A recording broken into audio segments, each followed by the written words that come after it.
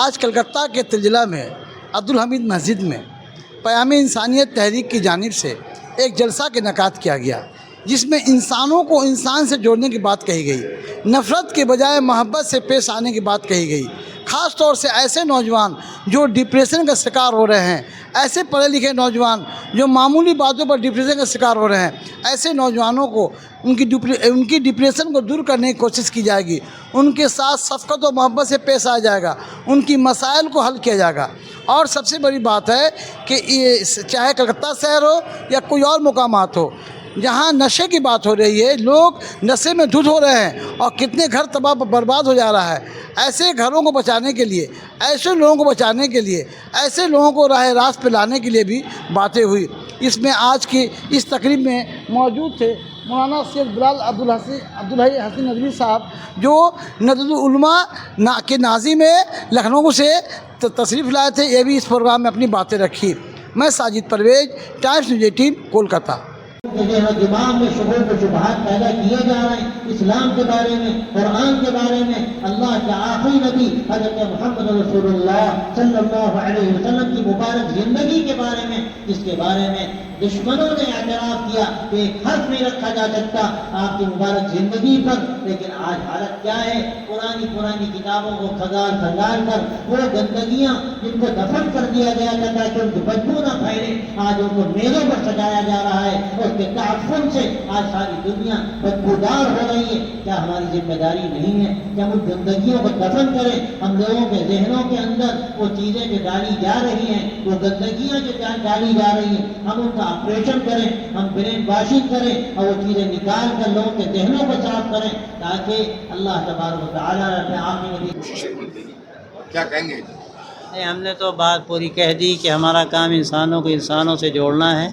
اس وقت کی سب سے بڑی ضرورت یہی ہے کہ جو دوریاں پیدا کی جا رہی ہیں، نفرتیں پیدا کی جا رہی ہیں، ان کو ختم کیا جائے۔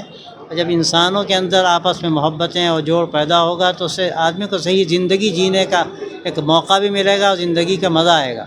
اور اگر ہر وقت آدمی ایک دوسری چیز سوچے گا تو نہ تو خود اپنے گھر میں چین سے رہ سکے گا، نہ باہر کی زندگی میں اس کو جینے کا مزہ آئے گا۔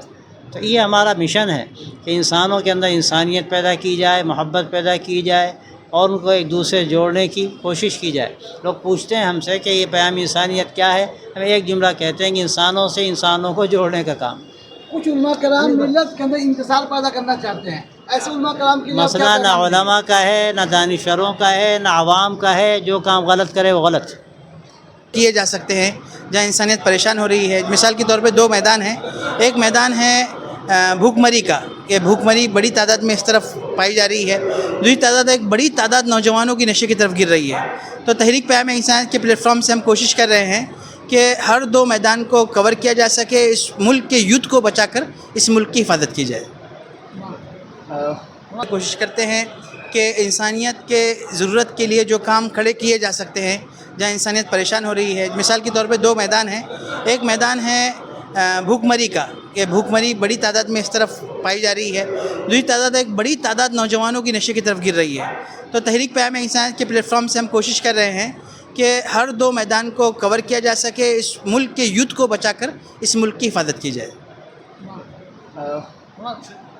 کیا پوچھے کیا ہوا؟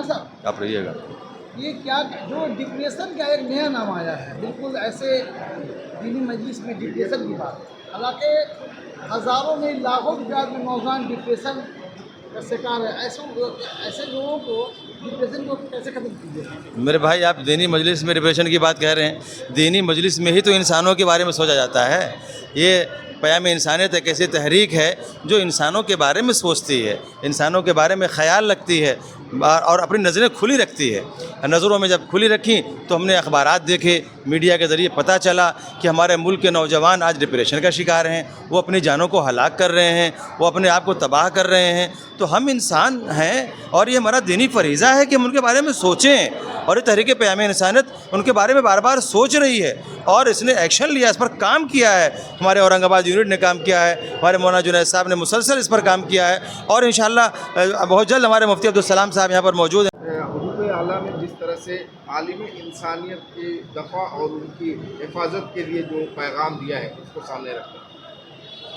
دیکھیے یہاں سے تو جو حضرت پیغام دے رہے ہیں ہم لوگ کو، جو ہدایت دے رہے ہیں، اس پر ہم لوگ عمل کریں گے تو انشاءاللہ ملک کیا پوری دنیا کے احوال درست ہوں گے انشاءاللہ تعالیٰ۔